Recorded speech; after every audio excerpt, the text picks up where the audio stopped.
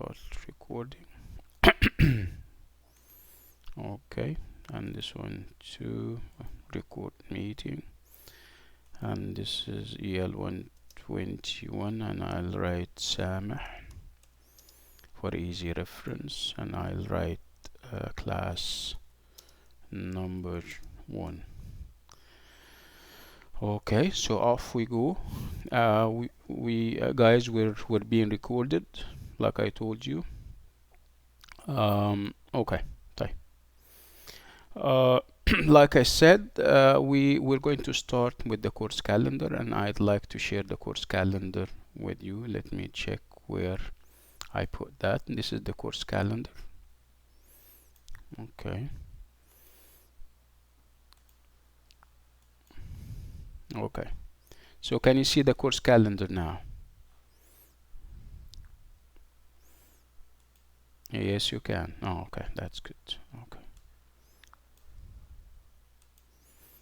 Okay. So how many weeks do we have? We have 7 to 8 weeks. This course is normally taught in 14 to 15 weeks, but for some reasons, the number of weeks are being reduced to 7 or 8. Does it mean that we won't be able to finish on time? No, I promise you, with your hard work and my support, we can finish perhaps in 5 weeks, and we can have the rest of the weeks for revision. Provided that you read the texts, provided that you do your homework. And by doing your homework, I mean, of course, that you kind of study very well, prepare before class, read the texts, and ask questions, smart questions. Okay. So again, one final call. If you can see me, please type 1. If you can hear me, please type 1 before I start the course proper. Okay, that's good. Okay, bye. So if you can see the slides, or I mean the file over there, it's EL120N course calendar, and this is summer 2019-2020, and this is the updated version of the calendar. So what we have, so all texts are uploaded as soft copies on LMS, so you don't have to worry about whether you will have a hard copy of the book or soft copies. We're going to be dealing with soft copies for easy access, and you'll find everything on the LMS, the different texts that we have. So the text books that we have Gloria Mason Henderson, and this is what we call an anthology. Anthology is a collection of literary works by different authors. Somebody edits them. The editor is the one who makes the collection, and this is called an anthology. So it's literature and ourselves, and this is Longman. I mean, the publisher is Longman, and you also have Pearson as a publisher. And we're going to also have the introduction, the Norton Introduction to Literature, which is another big anthology. You don't have to worry about that. We will have them handy if you because the anthology is big, and you can even subscribe to it online. But we don't want you to do that. We have those individual works that we have selected from over there, and we can always share them with you, inshallah.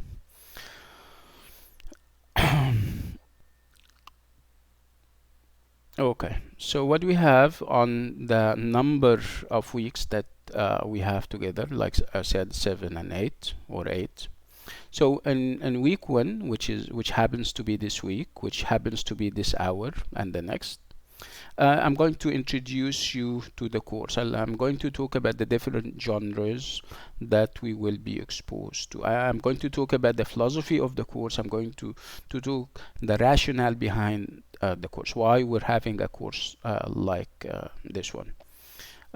Is it important? Is it as important as the other courses? Or we'll talk about all of these things when the time is right.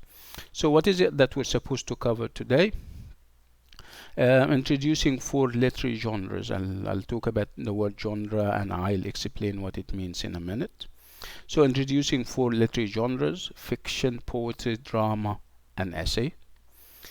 Okay, this is going to be week 1, and then also when we're done with the introduction, we're going to move to one of those genres. We'll talk about the short story as a sub-genre of fiction. And we're going to talk about the elements of fiction. I'll also explain what fiction means, assuming that you don't know what fiction means, and I'm sure you guys know what fiction means. But we'll talk about that in a minute. And we will have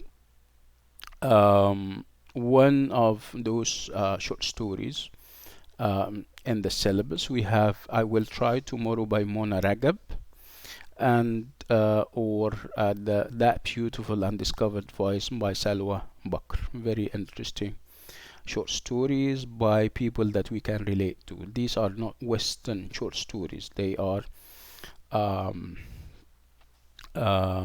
Arab short stories by Arab women novelists that you may have heard of. You may even have read some of their works, whether we're talking about Salwa Bakr or Mona Ragab. Mona Ragab is perhaps more familiar to people than Salwa Bakr. And this is going to be the end of week 1. And then when we move to week 2, we're going to talk about another element of fiction, which is point of view, along with the theme and the style. And we're going to continue with Mona Ragab and Salwa Bakr. We're going to choose one of them and continue analyzing their work from the perspective of point of view and theme. And then we move to week 3, and with week 3 we will have another perhaps a short story by a very famous Sudanese writer and novelist by the name of Tayyib Saleh. Tayyib Saleh is very famous. He is now a household item in the Arab world. Whenever people read Arabic literature, Tayyib Saleh comes readily to mind for his simplicity of style, for his easy language, and very interesting and relatable themes and ideas.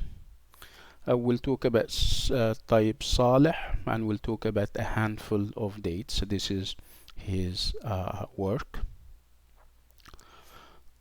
And we're going to have another writer, and this happens to be African also, but not Arab, Nigerian, by the name of Chinua Achebe. Chinua Achebe is a very famous novelist, and he wrote Dead Man's Bath.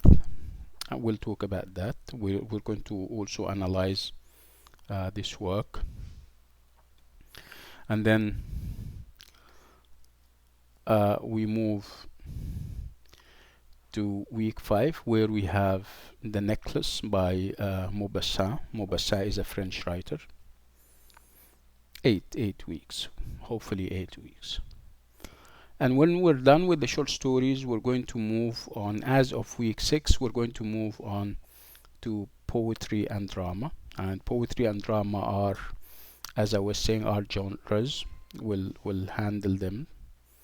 We'll talk about the elements of poetry, and we will take the poem The Road Not Taken by Robert Frost, a very famous poem.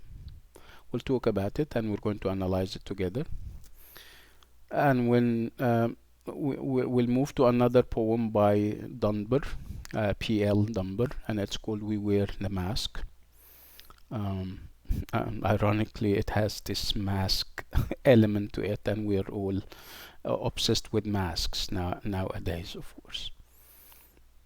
And then we move to an African American poet by the name of Langston Hughes, and then it's also ironic because African Americans and their news and what they are doing in America as we speak is all over the place. That's very relatable, as you can see, and he's going to also talk about the experience of living in America, where Afro Americans are not treated very well, as you may have noticed. Um, and then we'll move to drama, and by drama we mean plays, and we'll talk about the elements of drama by having a small play by Susan Glaspell, and it's called Trifles, as you can see. And with Trifles, we'll be ending the course. So as you can see, if you ask me, these are very interesting, easy to handle works so far. These are not full-fledged novels or plays where you have hundreds of pages and you have to read them and then start like studying them, analyzing them. No. What is interesting about the course is that you have separate and individual and short works of art that you can digest and understand in one go. I mean, the short stories that we'll have are normally finished in one, perhaps in an hour or so, depending on how fast you are as a reader. But I promise you that they finish very easily unless you give them some real thought. I mean, I don't recommend that people spend the rest of their lives reading a short story and say, we stop because I want to understand. You don't have to understand every single word on the page. Okay? We'll talk about strategies of reading and how people can read quickly and also read quickly, but not at the expense of comprehension, of course. Okay. So people are adding people. I don't know why, what they add whom to what. And I missed this part because I was obviously talking. They are. I wouldn't call it a public group because the association so public is not to my taste. I would say it's it's a WhatsApp group that you guys are creating for the course. Okay. Okay, I agree. I mean, if you would like me to share my number so that you can include me, that would be fine. So my number is 0543176412. So it's 0543176412. Um, oh, okay. Thank you, Abdullah. Okay. Bye. So as you can see, these are the items that we're going to address ourselves to over the course of 8 weeks. Like I said, today is meant to be an introduction to the course, and also we're going to start with one of the short stories that I told you about, whether it's Mona Ragab's I will try tomorrow, or That Beautiful Undiscovered Voice by Salwa Bakr. Okay. Okay. So introduction. Let's first of all unpack the title of the course. Type the title of the course. If you still remember the title of the course, I would like you to write it down in the chat area.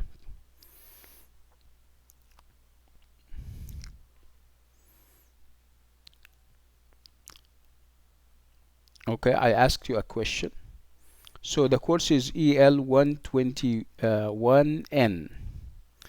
So this is obviously the course code, right? I'm not talking about the course code. Give me the title of the course. What's the title of the course?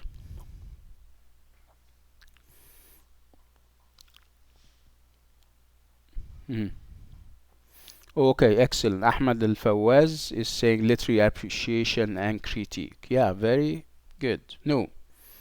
Okay, so it's literary appreciation and critique. Nice, nice. No, I'm not asking about the stories involved. I'm asking about the title. And somebody provided us with the title. Thank you so much. So, like Hashim is saying, literary appreciation and critique. So, first of all, I would like to talk about the idea of appreciation. What is appreciation? If you check the dictionary up for the word appreciation, what is it that you're going to come out with? What is to appreciate? To excellent. Maisa is saying admire, which is very close. Yes.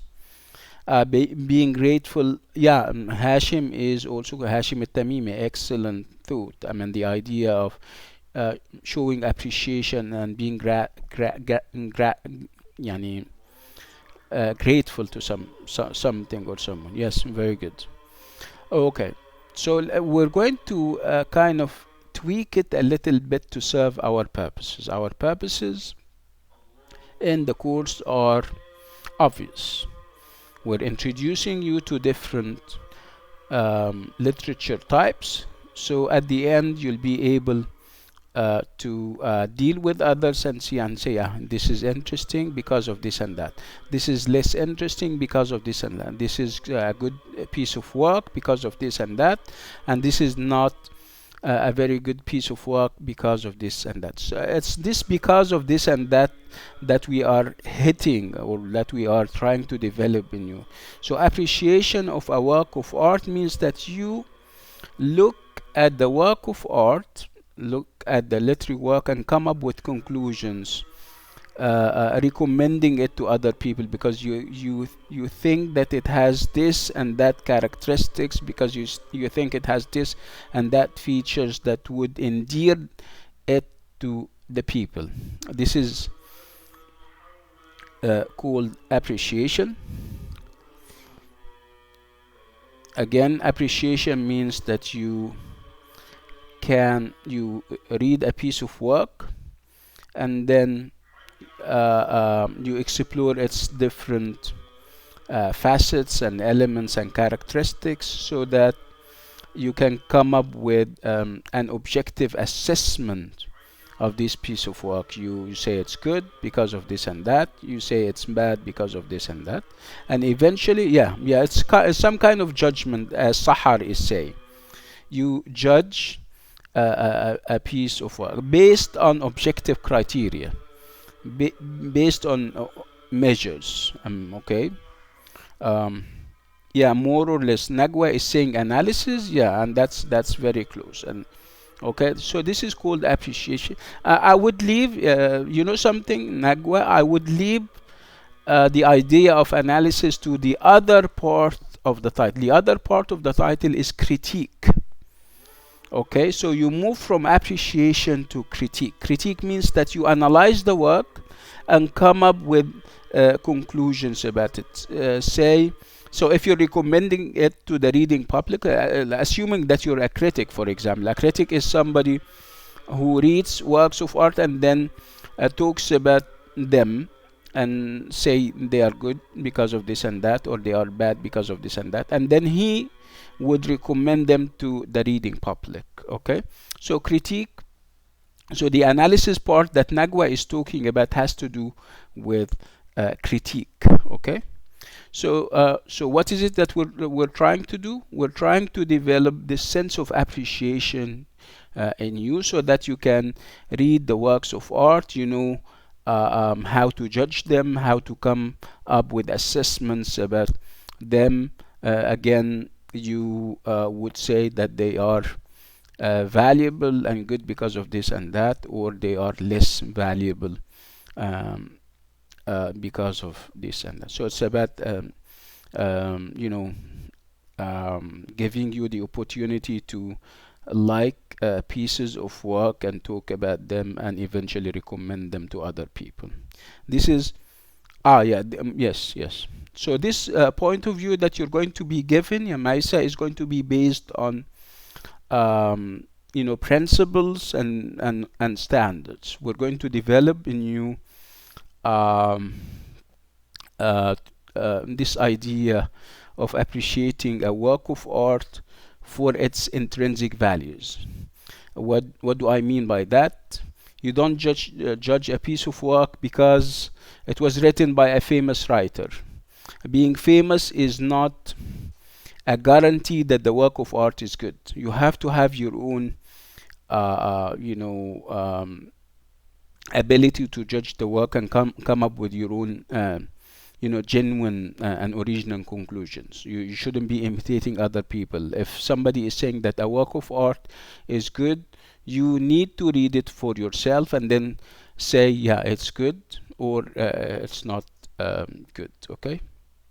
So if I give you a play by Shakespeare, for example, if you know beforehand the name of the writer, so you wouldn't say it's bad or something, right?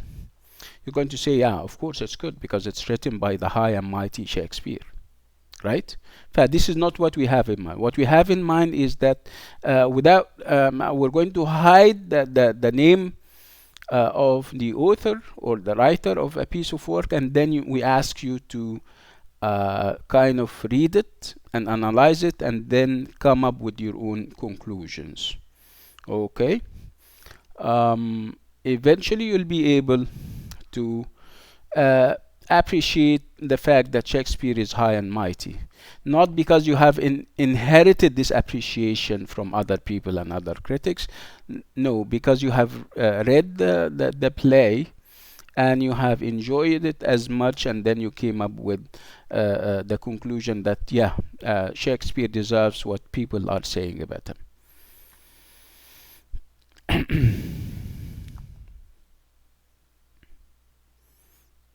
Okay. طيب. This is what we mean by literary appreciation and critique. This is the title of the course.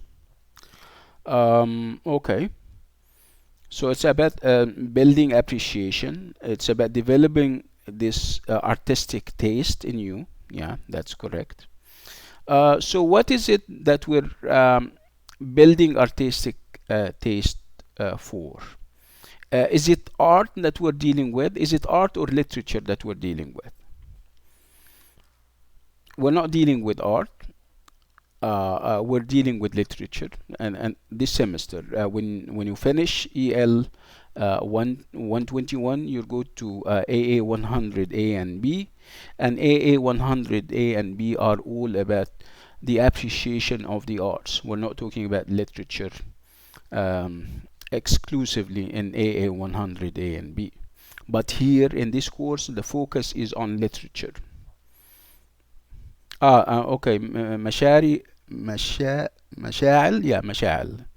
Mashal is saying that she is already taking AA 100A.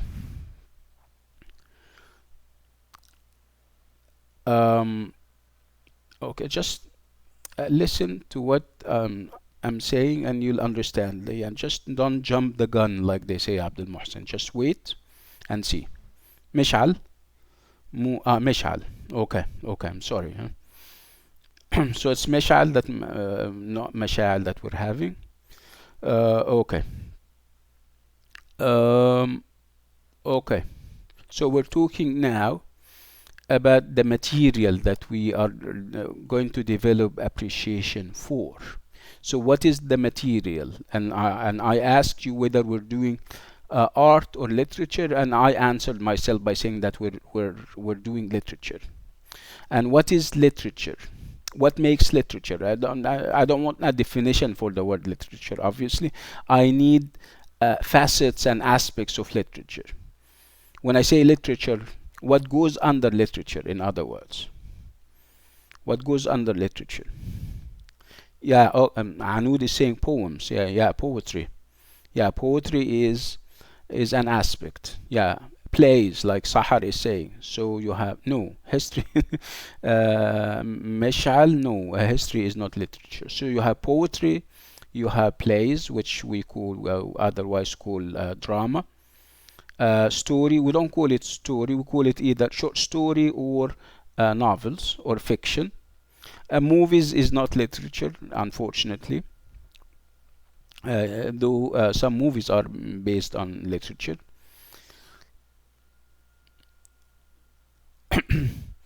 Okay, so you have poetry. No, no, no, no. Research is not. Research is what you do on a poem or on a play. Okay, so let me sum it up. Let me talk about the categories that we have under literature. So, like I said, you have poetry, you have drama or plays, you have fiction, and when I talk about fiction, I talk about novels and short stories. Okay,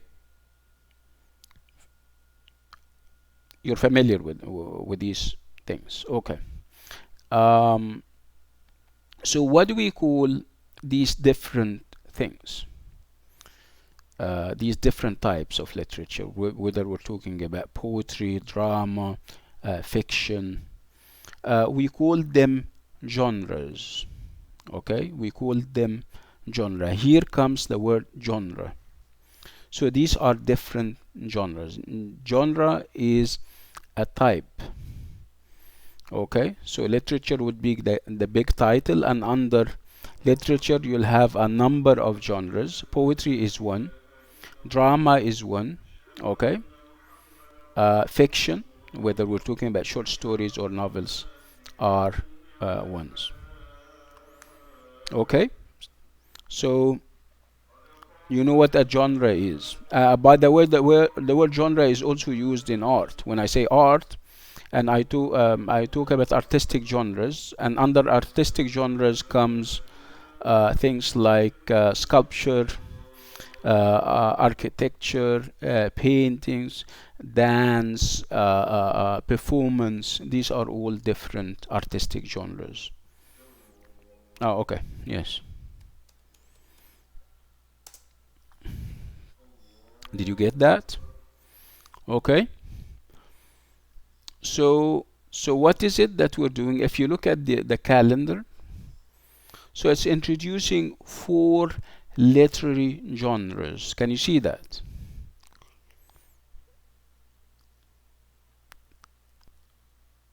Yeah, you can, right? So what are these 4 different genres? As you can see, you have fiction, you have poetry, you have drama, and essay. I'm not sure that essay can go under literature, but for perhaps for our present reasons, for our present purposes, and for course purposes, it goes under literature. So these are the 4 literary genres that we're going to handle in the course. So let's start with fiction. And fiction, if you try to unpack the word fiction, whatever is fictional is whatever is not true, whatever is not realistic, something that you cannot, yeah, imaginative, like Mash'al is saying. When we talk about genre, I'm sorry, when we talk about fiction, we talk about things that are related to the imagination. Yeah, fantastic and fantasy, like Susan is saying. No, okay, yeah, fairy tales are an example of fiction. Yeah, Muhammad. Okay, again, fiction, because we have this famous classification of discourse of production into fiction and non-fiction. When I talk about a novel or a story, this is fictional, but when I talk about a newspaper article, this is non-fiction, right?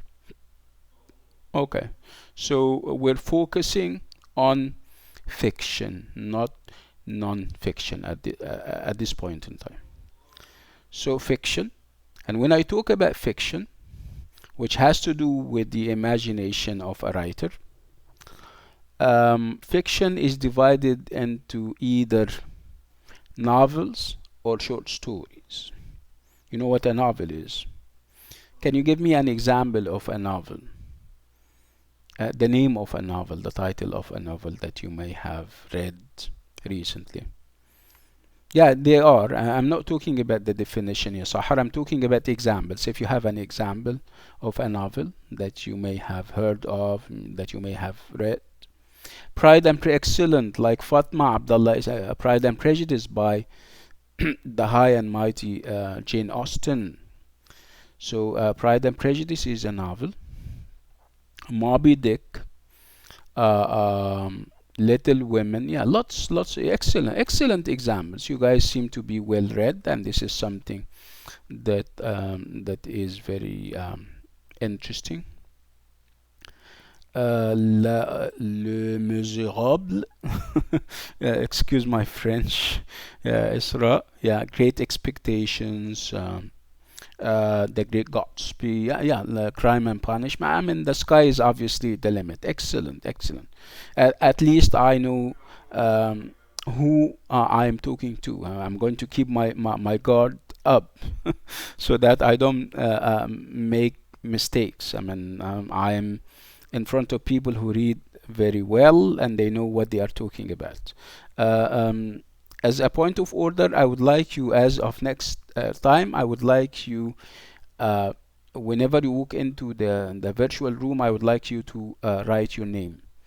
Don't give me a number, so that when you say something nice or good, I wouldn't be able to say the digits. But it's easier, of course, if I know the name. Okay. We are almost trilingual. That's interesting to know. Yeah, Sahar. Okay. Okay. So we're starting with the first genre, and the first genre happens to be fiction. And they, like I said, they use the word fiction and the word novel interchangeably. Interchangeably means the one for the other. Sometimes they say novels, and sometimes they say fiction. Yes, absolutely. Yeah, yes, yeah, Mohsin. But obviously, the term fiction is bigger than just novels, because it would also include, uh, short stories and um, un and un undefinable. Sorry, I mean tales that are not easy to identify. I mean, look at the works of Hoffman, the German, for example. He writes tales that are not easy to define. You cannot say that they are novels, and you cannot also say that they are tales. Look at the folk tales, for example. They are not easy to define, but they are fictional. Look at the Arabian Nights. I mean, you don't know where to kind of fit them in. But because of the fact that they are products of the imagination, and because they have a narrator, somebody who narrates them, we call them fiction.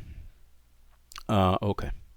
So this is fiction, and you guys have given me so many examples of long stories that we now call novels, right? But nobody has given me one short story. Remember, when we talk about fiction, we talk also about short stories, right? Are you familiar with any of the short stories? Because if you're not familiar with any, we can always go back to Mona Ragab and her short story, and we also can go to Salwa Bakr and her that beautiful undiscovered voice. These are examples of short stories. Yes. Good. So these are short stories. Okay. Um, let's now move from the examples to the content. Let's look at the short story or the novel and how it is made. Okay. So perhaps if we strike comparisons between the different genres, the idea is going to become even clearer. You know what a play is, right? If you have seen or watched Othello, if you have seen or watched King Lear by Shakespeare, you know what a play.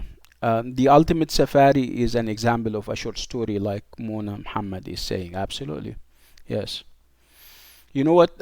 Okay, so Hamlet, for example. Sahar is saying Hamlet. Hamlet and Macbeth are plays. Okay. Okay, that's interesting enough. My question, sahar or sahar? Sahar, is it sahar or sahar? It's not. It's not the ha sound. It's the ha sound, right? Sahar. Okay. Okay, sahar. I'm sorry. Yeah. So again, I'm trying to kind of strike comparisons between fiction and plays, between novels and short stories on the one hand, and plays on the other hand. Um, in terms of technique, what makes why don't we call them all literature, or why don't we all call يعني, say that they are all plays or poetry or whatever? Why do we have different labels? Is it because of the content, or is it because of the frame or the form? Let me ask you the question again. We're saying drama, we're saying novels, we're saying poetry. Okay? So what's the difference between them? Is it the content, is what goes into them in terms of the ideas and issues, or is it the form that makes the difference? Yasmin is very close. She's saying the presentation and how they are presented. Yeah, okay. Okay. So Haya is saying it's the elements. It's the form. Susan is saying it's the form. Yeah, it's the form. The structure and the form. Excellent. Okay. Okay, so we agree on the fact that the form of a poem is different from the form of a short story, for example. Right?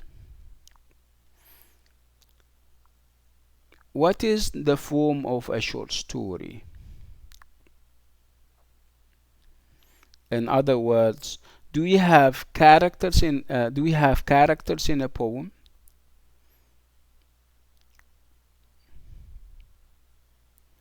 No.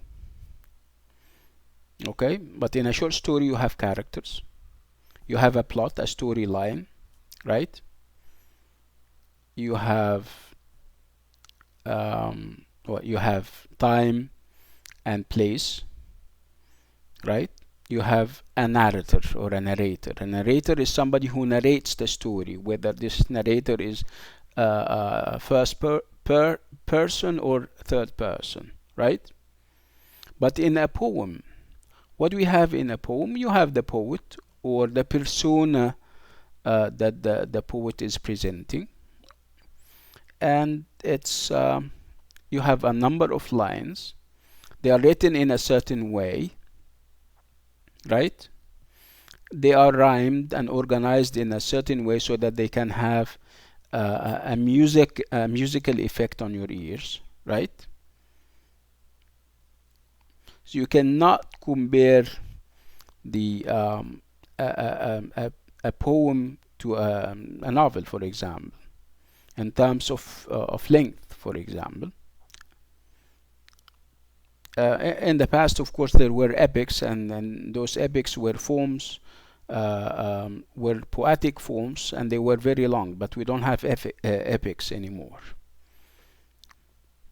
Okay? So again, the idea is that form determines the genre.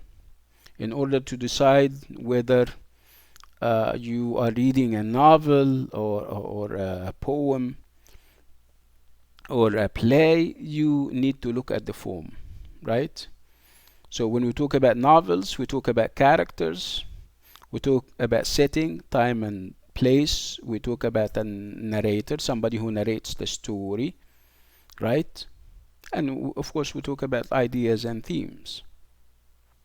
But if we talk about a poem, we talk about the persona of the poet. We have a number of lines, and they are, you don't have a paragraph, for example, you have what we call stanzas, and they are rhymed in a certain way, organized in a certain way, because the musical effect on the ears is very important in a poem, right? Okay. How about a play? What's the difference between a play and a novel, for example?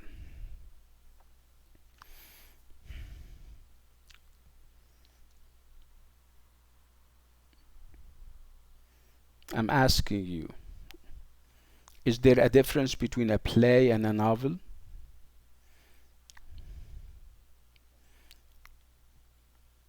Yes, there is a difference.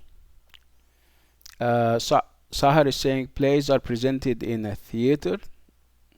Yes, and they have audience, like Ahmad Fawaz is saying. Yeah, it can. Yasmin is saying that plays are live.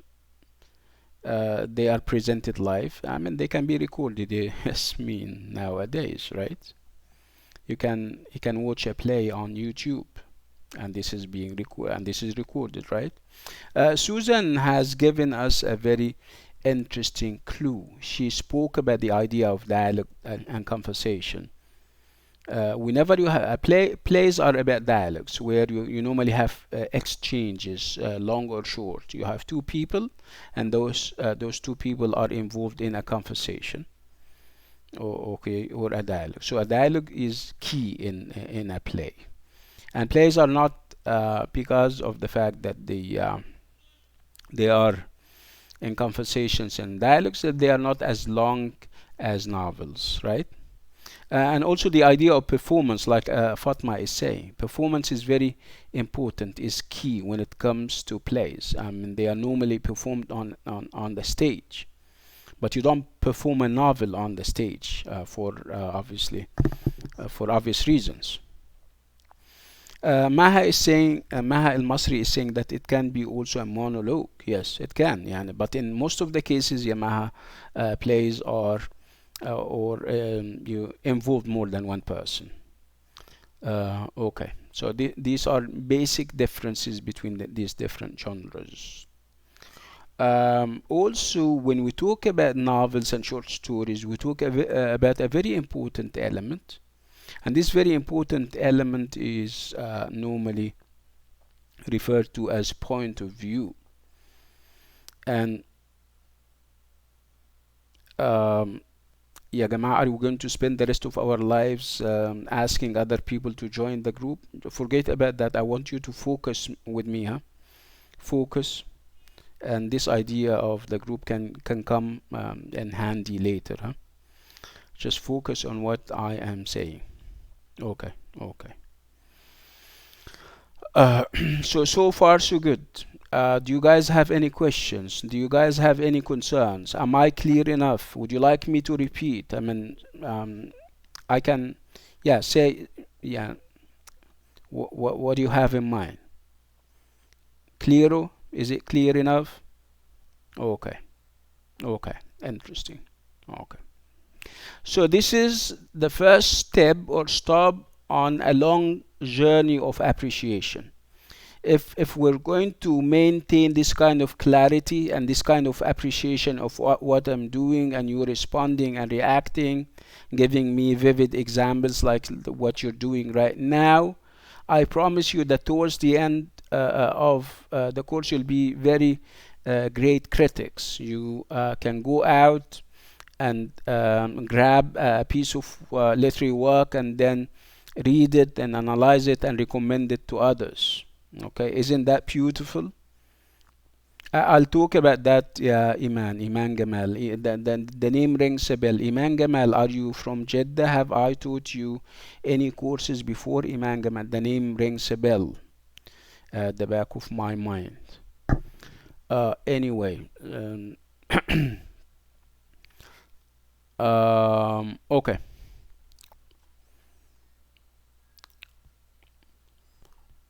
So fiction, novels or short stories. We have narration, and this is one of the words that you're going to hear a lot, the idea of narrative. Sometimes they even use the word narrative, and instead of saying short story or a novel, they say narrative. The narrative was this and that. So narrative is from narrate, and narrate is the verb. When you narrate, you recount an experience, you tell a story, you share a story through narrative. Okay, telling, like Sahar is saying. Okay, so fiction, whether short stories or novels, are about narrative, is about narrating. Okay, while poetry is about communicating issues with a heightened sense of I would say brevity, with also with an appeal, a musical appeal. I mean, with poetry, you have this. The writer makes sure that uh, um, it's not only the message that gets delivered; it's also the musical appeal or the musical effect that he has through the rhyming together of different lines, as we are going to see. With drama and plays, the key word would be conversations and dialogues. With essays are paragraphs that you write. I'm sure you're familiar with essays. You have done enough essays in perhaps your EL111 and EL112 classes, right?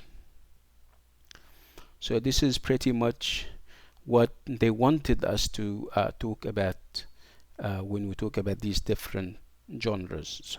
Let me also highlight the fact that sometimes a genre can be a mix of more than one genre, and in this case we call it cross generic. Sometimes you have cross generic works of art. A cross generic work of art is a hybrid work of art. Hybrid means that you have a mixture of the different genres, elements from the different genre. And this is especially so when we talk about novels. Novels can have elements of the drama. And in novels, you have sometimes you have conversations and then dialogues. A novel can also have poetic parts, whether the style of the writer is poetic in and of itself, or whether he is having one of the characters as a poet and he writes poetry for him. Right? But obviously, poetry um, cannot have so many of the elements of the other genres for its brevity. I mean, poetry itself is very short, and this is partly the reason why it is effective. It's very concentrated. Whatever you say in novels can be said in two or three lines of poetry in a stanza, right? Let's also agree on the fact that the issues are common among these different genres. You can have an issue or a topic, and this issue or topic can be dealt with in these different genres, but each with its own form and technique, right? So so they are not different when it comes to the issues and the subject matter. The difference is in the techniques that they use. The difference is in the form. Okay, love. Let's talk about the idea of love. So love can be dealt with in a poem. It can be dealt with in fiction. It can be dealt with in a play, right? When we talk about war and peace, for example, it can cut across all these kinds of genres. So the difference again is not in the content. The difference is in the form and in the technique. Okay, good. Yes. So by now you're familiar with the word genre. By now you're familiar with the different literature genres and the different literature types: fiction, poetry, drama, and essay. Um, Of course, we're going to talk in more details about every and each one of them. And of course, we're going to have examples through the works of art or the literary works that we're dealing with. Through these different representative literary works, we can know more about these different genres. Okay, so what is it that we're going to start with? We're going to start with the elements of fiction. So fiction, otherwise known as the short story or the novel, has elements, has characteristics. Any idea? I mean, we have already spoken about them, but I would like to hear from you. By the way, I can enable the mic and you guys can talk if you would like to talk. Would you like to talk?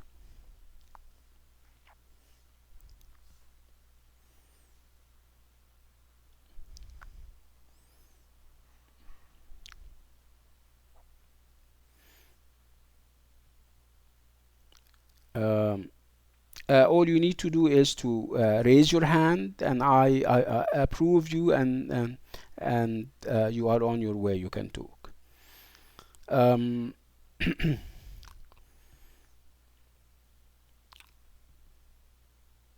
mm. Okay, so Hashim is saying that it sounds like a good idea. Okay, so again, we're talking about the elements of fiction. We have already touched on that. Yeah, Susan is saying characters, plot, setting, and point of view. Absolutely. Okay. Uh, uh, Sahar is saying, kindly repeat the question so that I was saying that I would like you to perhaps talk. If you have the mic, if you have a mic, I can allow you to talk so that I mean we can diversify the way stuff is being handled here. Sometimes you talk, sometimes you type and stuff. Okay. Okay. Type anyway. So again, we're talking about the elements of fiction, and the elements of fiction are the characteristics of fiction. And but what do I mean by characteristics or elements? It's those things that distinguish a piece of fiction from a non-piece of fiction, from poetry, for example, or play. So one of the elements would be theme. So you have the elements of fiction are theme, right? Uh, Setting, and when I say setting, it's time and place. The time of the novel or the short story, and the place where the action takes place in a short story or a novel. Characters, of course, characters are very important. You can't have so Haya is saying them again, like Susan did a minute ago. So character, plot, setting, point of view, theme. Um, all of that is style. So I wouldn't include style. I would agree with theme, character, plot, setting, and point of view. Okay? طيب. Um, these are the different elements, and I would like to take them one at a time. I would like to unpack every and each one of them, whether we're talking about short stories or novels. Just give me a second.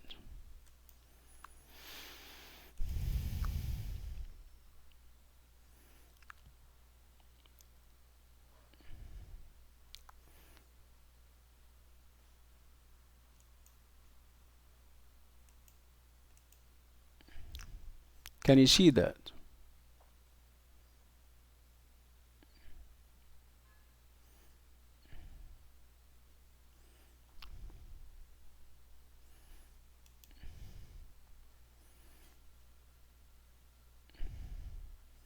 So what is it that you can see? I'd like to know.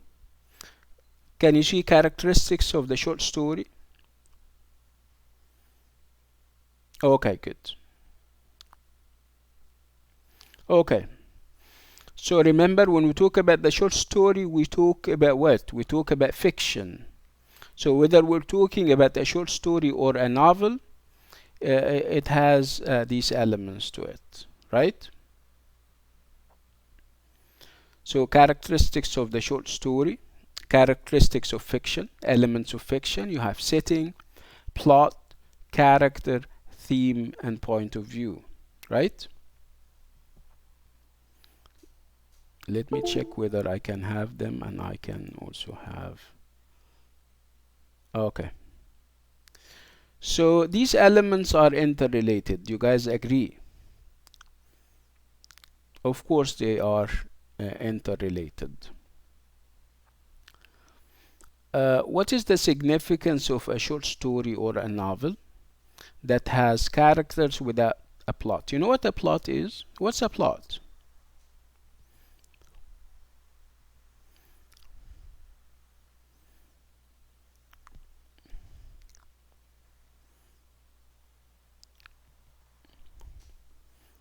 Are you saying something?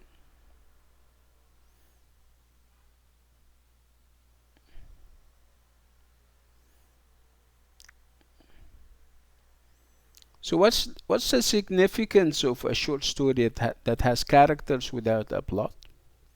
So characters have to do something, and this is obviously the plot.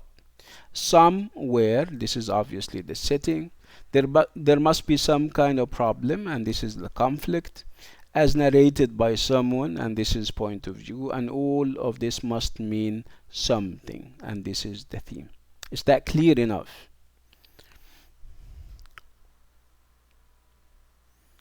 Hello? Did I lose you? Are you still there? Wait. Okay. Okay. So can you still see what is on the screen? Okay. Again, we're talking about the elements of fiction. So we say elements of fiction, and we say characteristics. Ah, yes, absolutely, Fatma. Yes. So short stories are a representation of fiction. Okay, so along with novels. So whether we're talking about novels, short stories, or even novellas. Novellas is a form that is between the novel and the short story. It's not as long as a novel, and it's not as short as a short story. Okay, طيب. So are you familiar with these different elements? Setting, plot, character, theme, and point of view.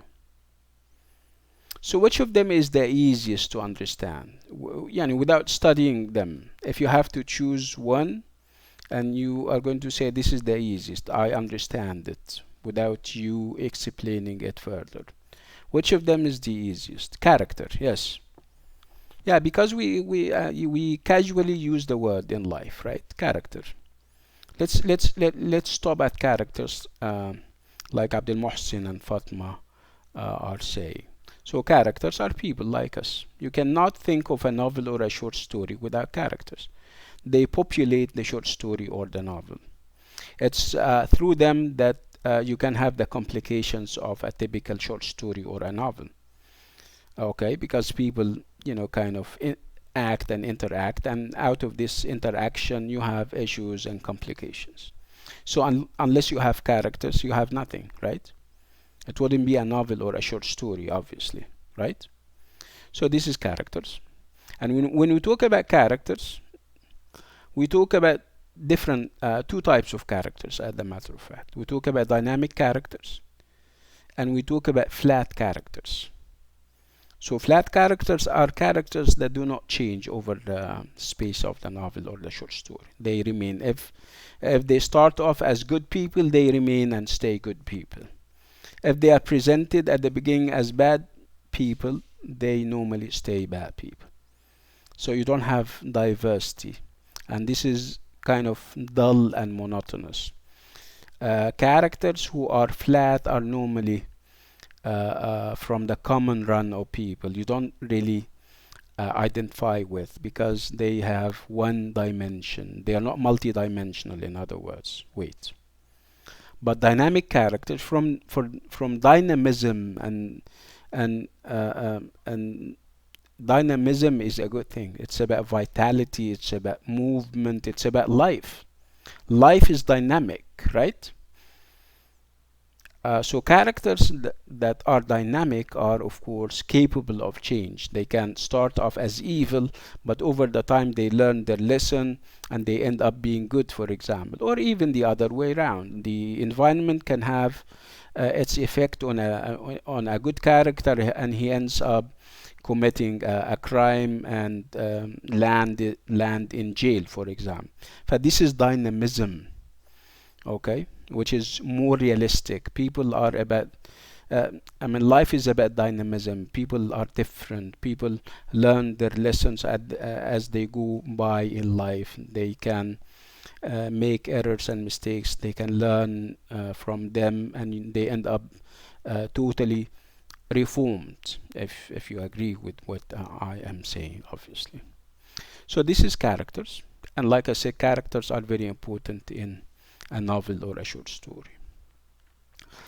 For obvious reasons, the number of characters in a short story are way less than those, or way smaller than those in a novel, right? In a novel, you can have perhaps scores of characters. You can have more than 10 or perhaps 20 characters. But in a short story, you don't have this luxury because of how limited the scope is, because of how short the short story is, right?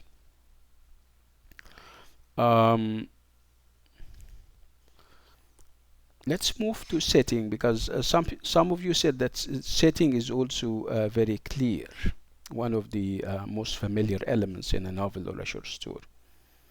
And when I say no, of course we cannot. This is what I said early on.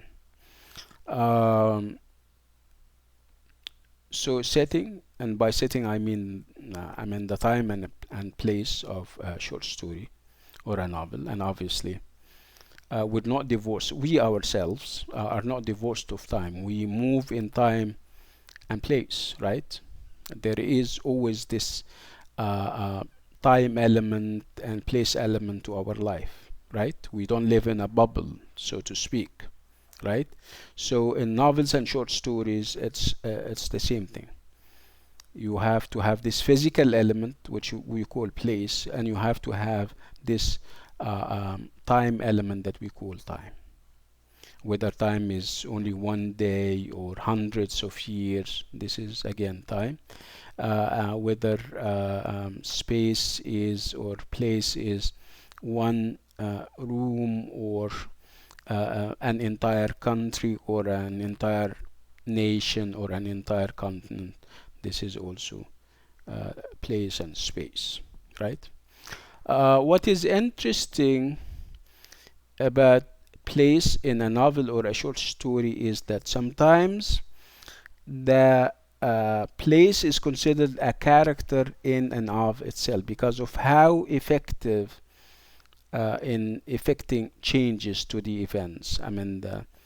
The place in a short story can have such a toll on the character, and it can change the course of action in a novel or a short story. So sometimes some critics, because of how influential the place is in a certain novel or a short story, they consider it a character in itself.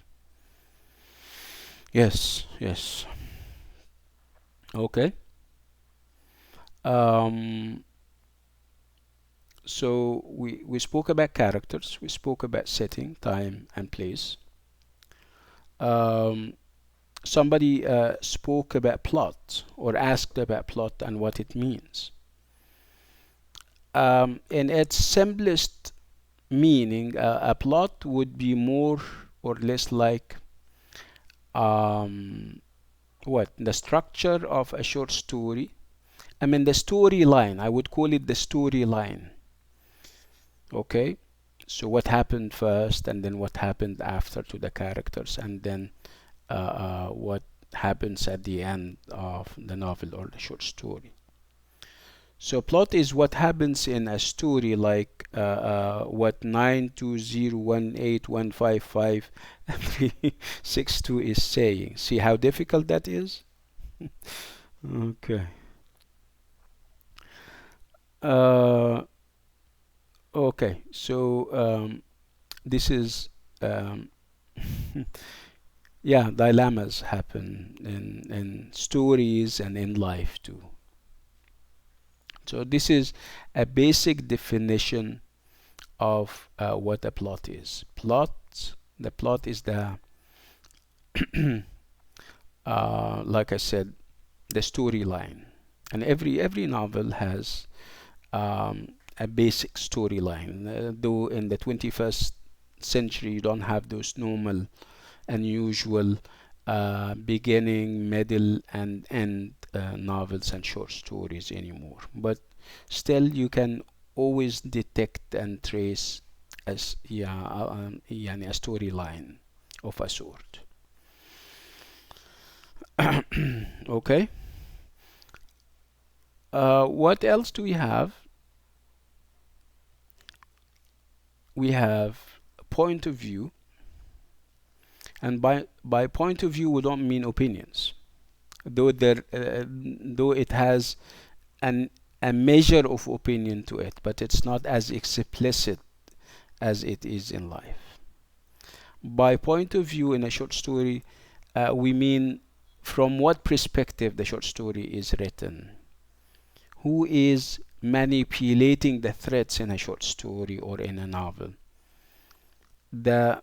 And normally you need to check the narrator or the narrator, see whether the narrator is first person or third person. By first person we mean I and we. Okay, by third person narrator we mean he and she or they. Right? So which of them is more of a reflection of the point of view of the author? We need first of all to make this distinction between the narrator of a story and the author of the story.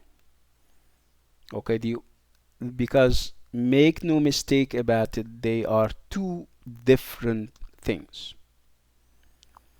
Okay, so the one who narrates the story in a novel or a short story does not or is not necessarily the author or the writer of the novel or the short story. Okay, right. Again, when we talk about point of view, we talk about how the narrative is told. Is it from a first person perspective where we have the I and the we, or a third person perspective where we have the he and the they? Maisa is saying that the first person narrator is more effective on the readers. This is true. I'll tell you why, Maisa. Because the first person narrator has access to all the characters. He speaks for them because he's narrating what they have done. You never know whether he is kind of saying what actually happened, or he comes up with his own conclusions and provide us with them. With first person narrators, you normally have um, the character, the narrator, having a monopoly and having exclusive rights on the opinions and even the actions of the different characters, because it is only through his eyes that we see the events unfold. Okay, it's different with third person narrators, because the reader with a third person narrator has some space. we have the different characters, and they normally speak for themselves. So you can come up with your own conclusions about them. Okay. So this is one of the things that you should be checking once you start reading a novel or a short story. You need to check whether the short story is narrated first person or third person, because it makes all the difference. Okay. Um, clear enough?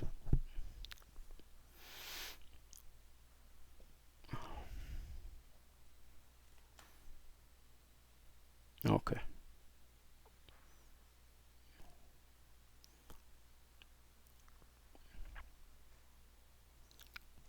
I'm not going to go into details about these different items, because you already know about them, and we can always share the slides with you. We don't have a problem with that.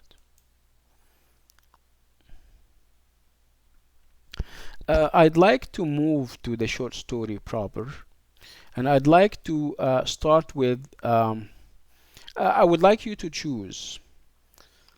We have soft copies of both short stories. We have I will try tomorrow by Mona Ragab, and we also have the beautiful undiscovered voice by Salwa Bakr. So first of all, do they ring any bells? I mean, these two short stories. Have you, by any chance, read any of them? Have you seen them before? Have you read them? Have you heard about them? No. Okay. Yeah. Okay. Okay. Clear. Did you do you now have access to the LMS so that you can have them? Okay. Good. So did you download the stuff over there?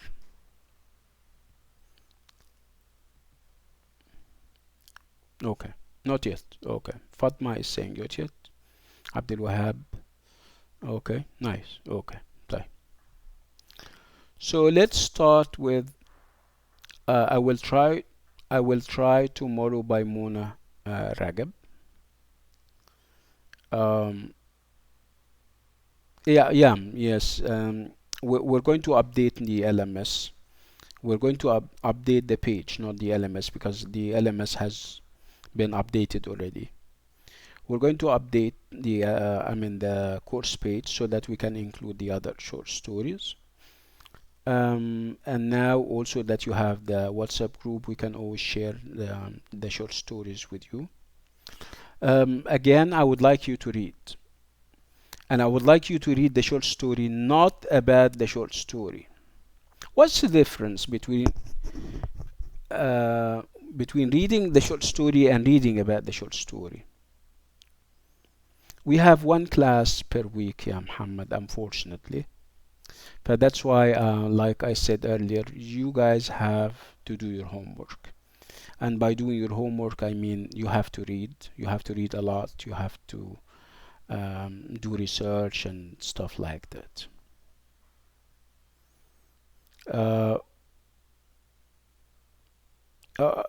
You will have them. They are thinking of a way so that you can have them delivered to your houses. Yeah, 92018155362. They are thinking of something so that you don't have to go to the university and get infected and stuff. I'll talk to the dean today, inshallah, and see what's happening, because they are working on that. So, Dima, you need to talk to Mr. Rabia. I can always share his email at the end of the class, or perhaps on the WhatsApp group, so that you can talk. Whenever you have issues and problems, you can always talk to him right away. Again,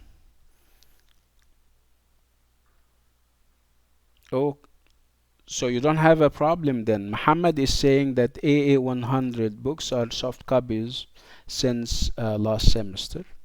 If this is the case, we're going to ask them to give you access to them. Okay. طيب.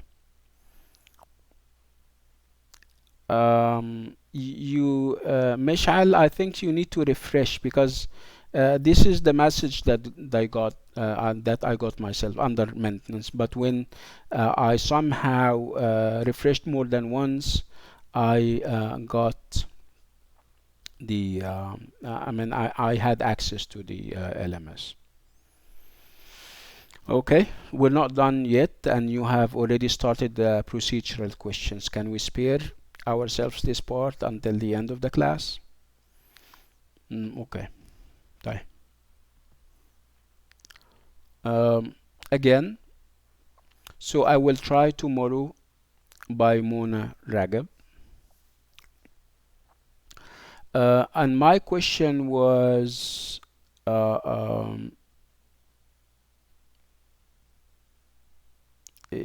don't ask me these questions.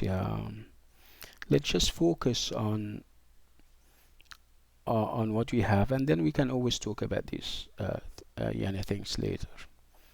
Remember, we only have one class per week, and the material is overwhelming. So unless we focus, I think we'll won't be able to finish, right? Okay. So my question or my concern was whether we should read the text or read about the text, or both, or none of the above. What do you think? Which comes first, reading the text or reading about the text?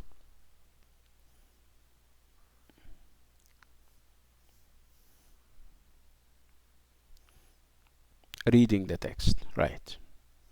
So you don't read about the text before you read the text, because this is an error that lots of people fall into. This is a trap that I would like you not to fall into.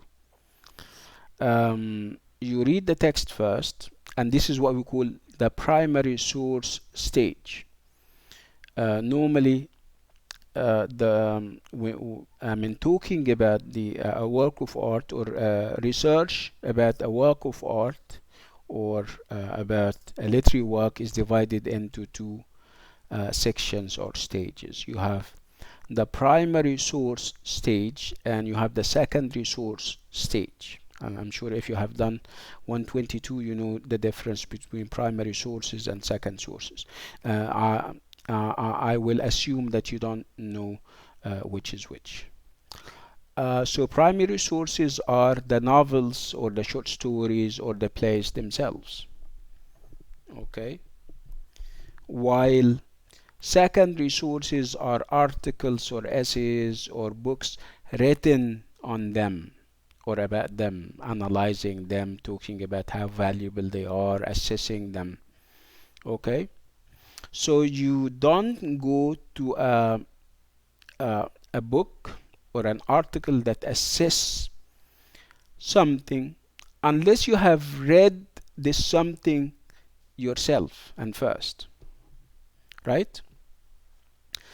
Otherwise, you're going to be affected and influenced by whatever the secondary source writer is saying about the novel or the short story.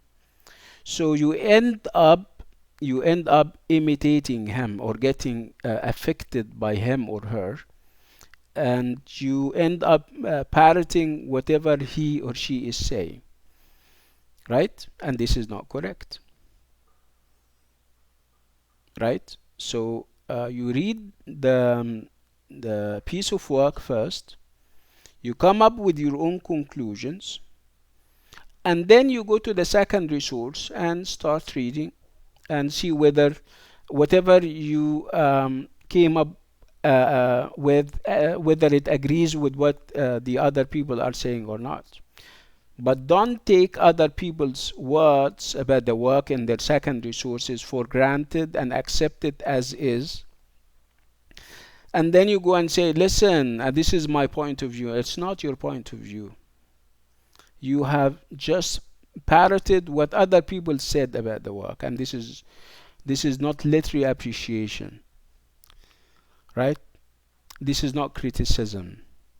Criticism is original. It has to come from you, not from not you parroting or mimicking or imitating other people's opinions, right?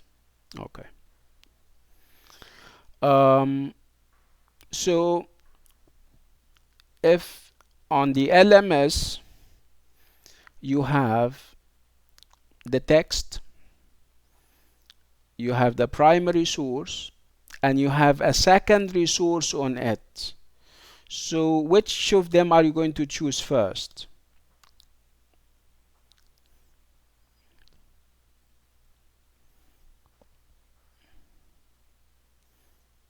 Did you get my question? The text, the primary source. Excellent. Okay.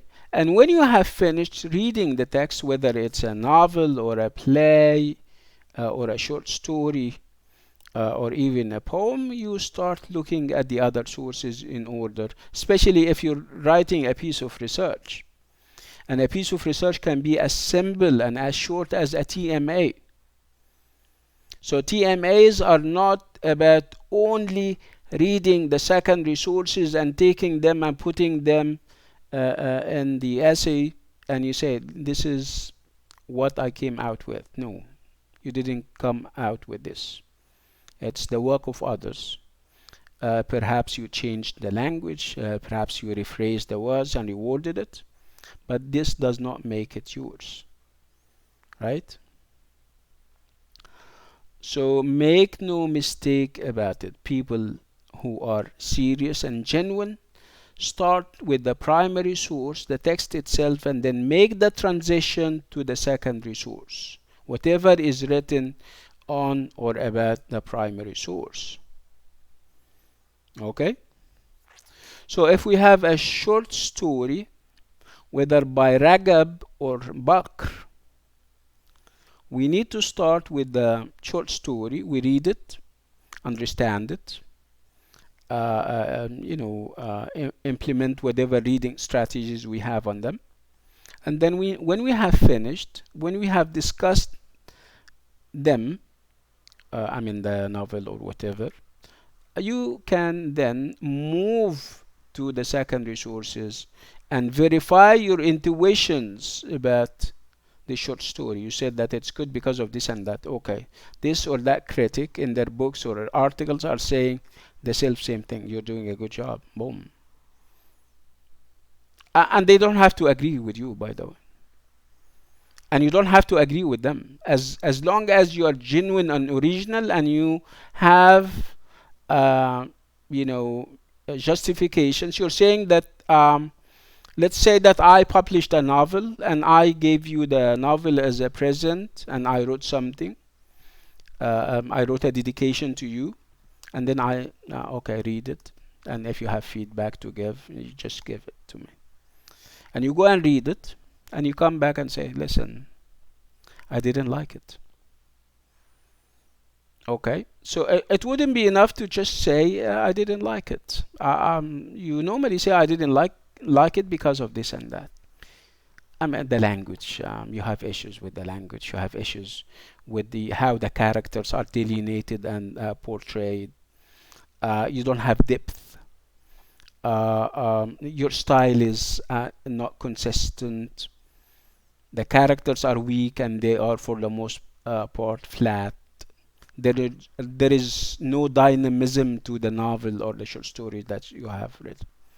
In this case, I accept your criticism and I benefit from it. But just to say that it's beautiful and it's one of a kind or the opposite, I mean, when you say it's bad or it's horrible, no, this is obviously not criticism or literary criticism.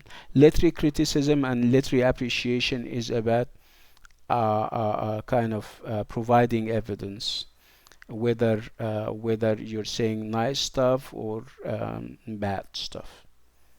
Okay, do I make sense? Yeah, analysis and then justifications by providing examples.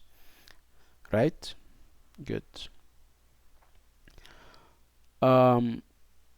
Okay. So I will try tomorrow. I will try tomorrow by Mona Ragab. Okay. So you don't start by doing research on Mona Ragab. You need to discover Mona Ragab not through Wikipedia, but through her work. Right?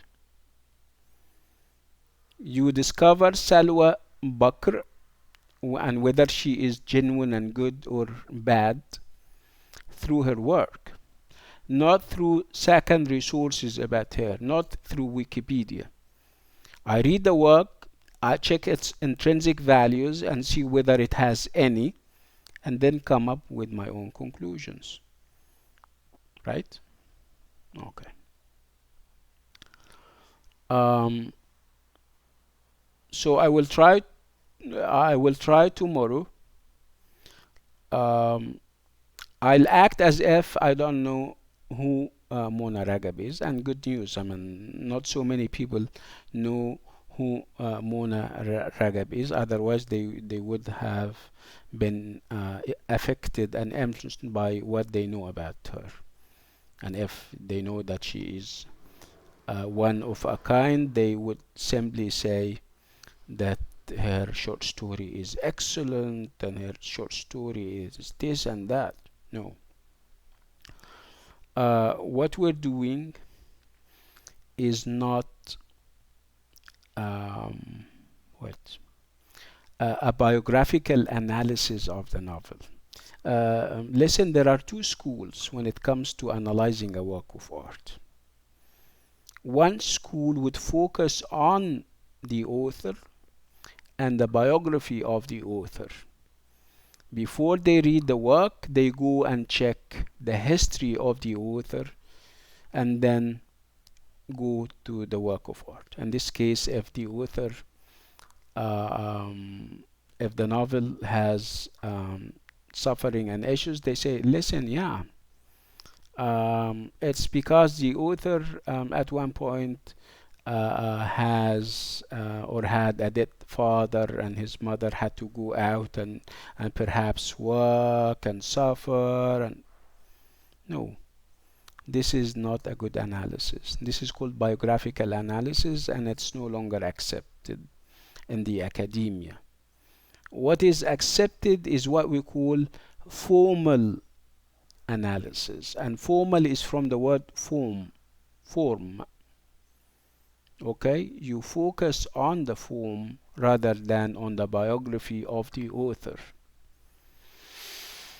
Okay, so what are the formal aspects of the short story? You look at the characters and how they are developed and whether they develop or not. You look at the setting and whether it helps or contributes to the unfolding of action or not. You look at the plot. You look at the narrator or narrator and see whether he or she is first and person and how significant being first person or third person is, right? You look at the themes and ideas and how they are presented. And then you come up with an over assessment of your reading experience of the work, right? This is called formal analysis, okay, which is way better than biographical analysis. You focus on the form. Okay, the form can help you, can help the issues and the themes come out. Okay, do I make sense?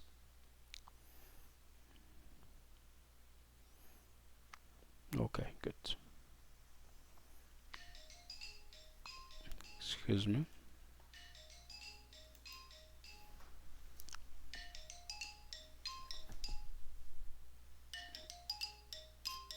I'm trying to kind of Okay. So the short story that we are going to all read will be I will try tomorrow. I'll make sure that it is uploaded on the LMS so that you can read it. I might think of what? Do you think we need an extra class? I'll think about it and I'll let you know. I'll weigh it down and see whether we will need one. Sorry. Yeah, sorry. I'm so sorry. Huh? Okay. So I was talking about the short story, uh, and I said that inshallah, I will try tomorrow. The short story by Mona Ragab is going to be our first. Um, is going to be a very practical example of what we intend to do. We're excuse me. We're trying. I didn't say tomorrow. What did I say anything about tomorrow? No, I didn't say anything about tomorrow. I said I might think of an extra class, but definitely it's not going to be tomorrow because I am also having my hands full tomorrow. Ah, yes. Yeah, it happens. I'm so sorry. Yeah. I will try tomorrow. Yes, I will try tomorrow is the title of the story. It can be misleading and can cause misunderstanding. Yes, that you're correct, yeah, Ahmed. So again, no reading of secondary sources unless you have read the primary source. And what is the primary source that you have? It's I will try tomorrow by Mona Ragab. Okay. So what is it that you're going to do with the short story? Excuse me. How are you going to handle it? So what is it that you're going to look at and into while reading the short story?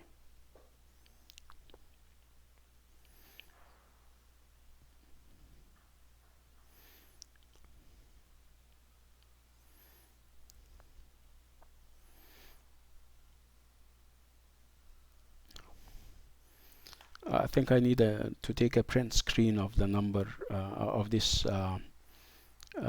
you know, screen so that I can have the number of attendees. Just give me a second. I have to do this paint, and then it has to be this way, and then the number.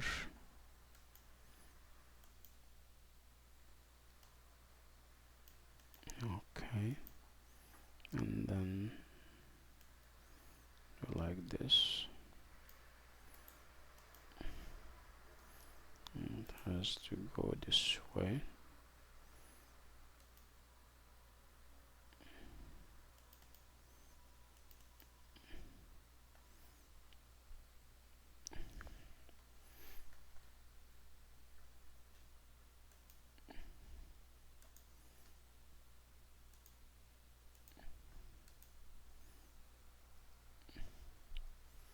Yes, that's it. Okay, so let's go back to. Are we back? Can you see the? Can you see the screen? Yes. Okay. Good. So somebody was asking me about. So we have to read the novels. We don't have novels to read. It's only short stories that we have, ya Fatma. You have short stories. You have a number of poems, and you have a short play, one act play. Okay. So you see how it seems easy, but it depends on how much thought you're giving to every and each one of them, right? So we don't have, yeah, like Ariz is saying, yeah, we should read first. We should read it first, and then no, you don't have to memorize poems. No, no. Unless you like poems, of course. Unless you like poems and you like to memorize them, because some people have this. They like poems whether they are in Arabic or English, and they memorize them. It's such a nice thing. But you're not required in this course or in any other course for that matter to memorize anything.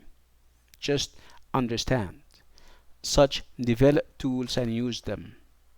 Okay, literature and literature studies are not about memorizing. They are not about memorizing stuff and then putting it as is in the exam. It's about analysis. It's about establishing logical relationships among and between the different works of art that you study. It's about using your mind, using your acquired sense of analysis. It's something that you develop. Okay, people are not born literary analysts or literary critics. They develop these skills if they want, of course. No, we don't have a book, but we have soft copies of all that is required.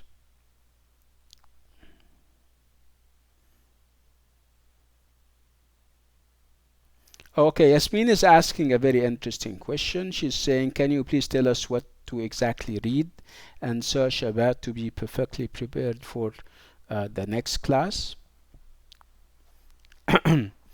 Dima, if you cannot hear me and everybody else can, it means that you have a problem. You're kindly requested to go out and come back.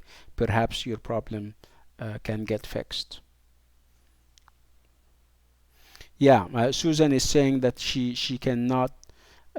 She didn't find the story. I said like 10 minutes earlier that we are updating the course page, and we are also having the WhatsApp group, and I can always share it with you, Susan, as soon as we finish the class. Okay?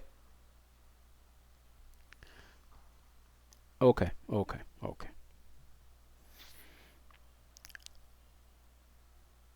Okay, so what is it that I expect you to do for next time?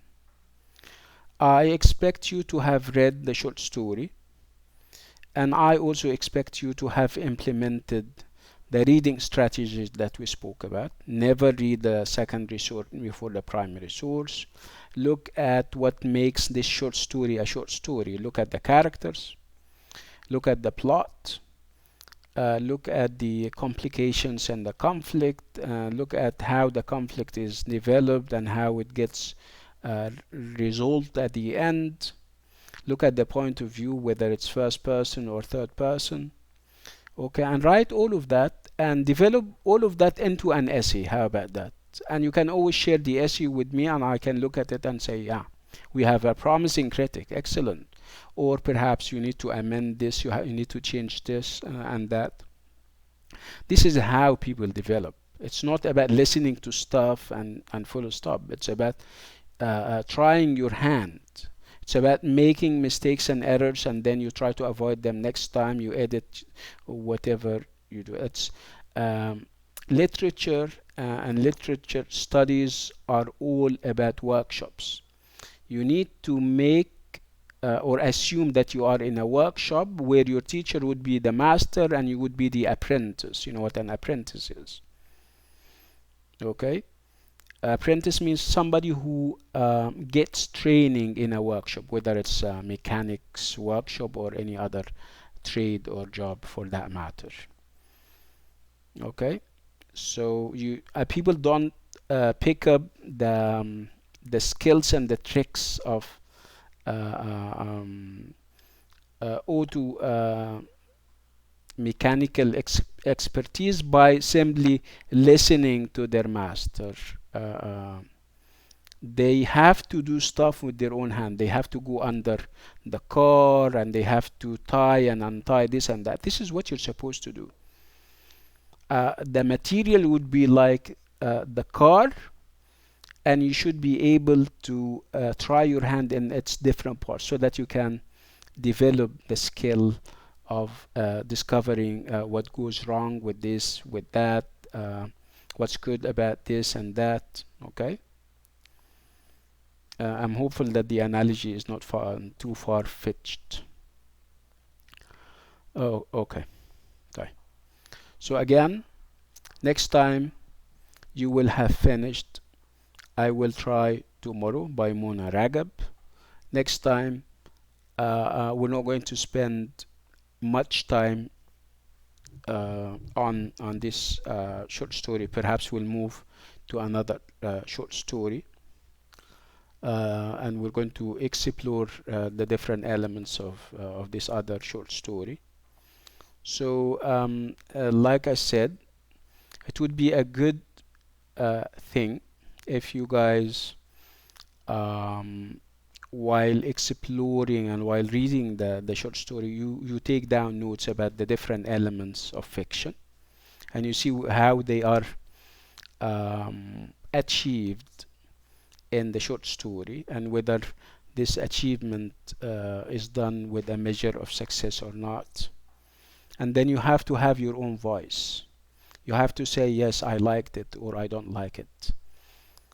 That's why it's very important that you keep away from secondary sources at this stage. At this point in time, you have to have your voice heard.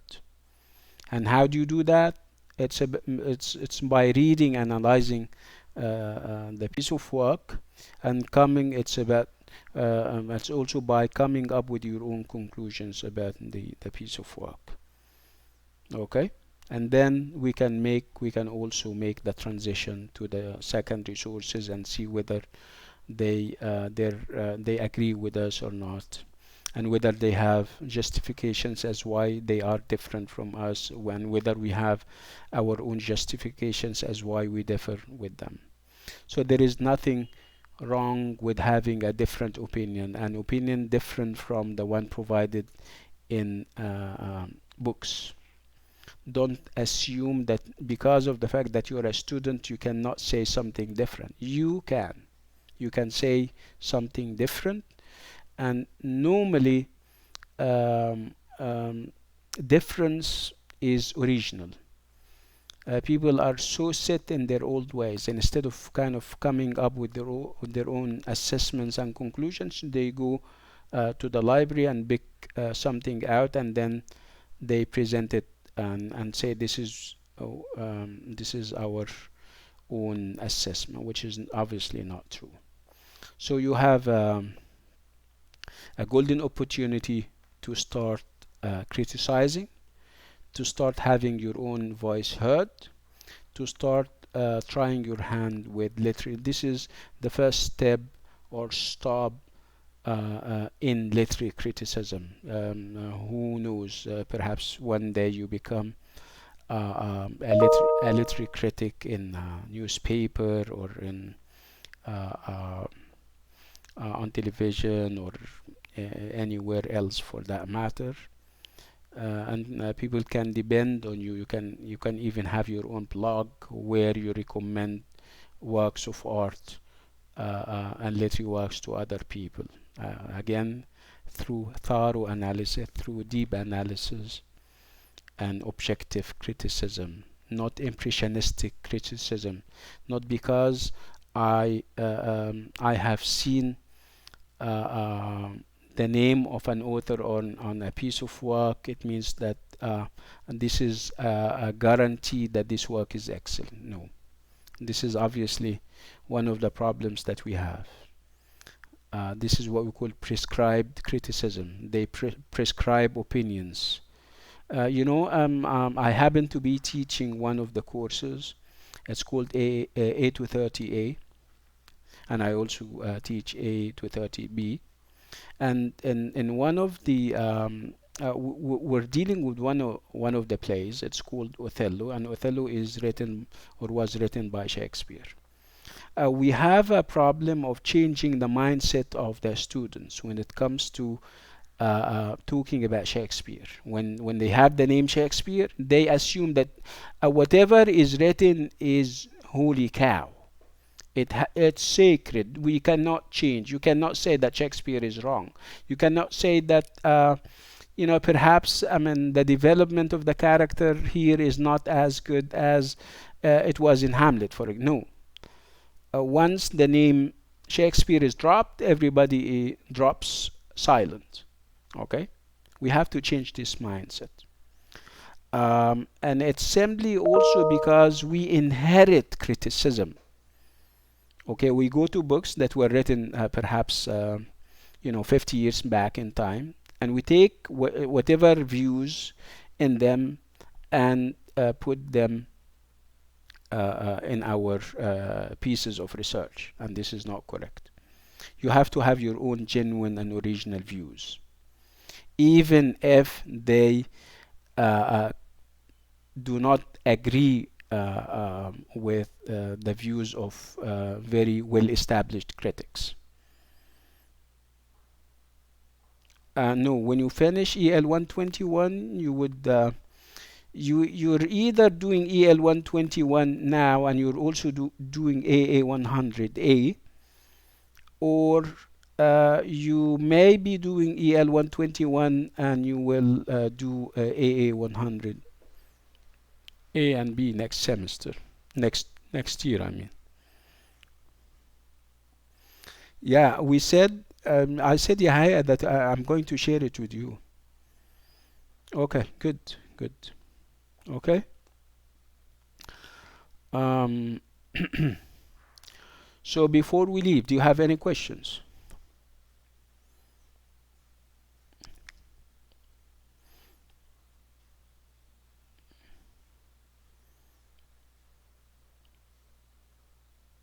Okay. So on this note and with this item, we come to the end of this class. It has been a real pleasure meeting you this afternoon. I'll see you next week, inshallah. And like I said, we need to keep the conversation going. I would like you to utilize the LMS forums. We have forums. You can always ask me questions on there, and I'll be more than happy to answer them. So we need to keep the conversation. The conversation shouldn't stop here. Actually, here should be the starting point, and then we pick up the conversation and develop it in or on the LMS forums. Okay? I wish you all the luck, and I'll see you next week, inshallah. Assalamu alaikum, everyone. Bye bye.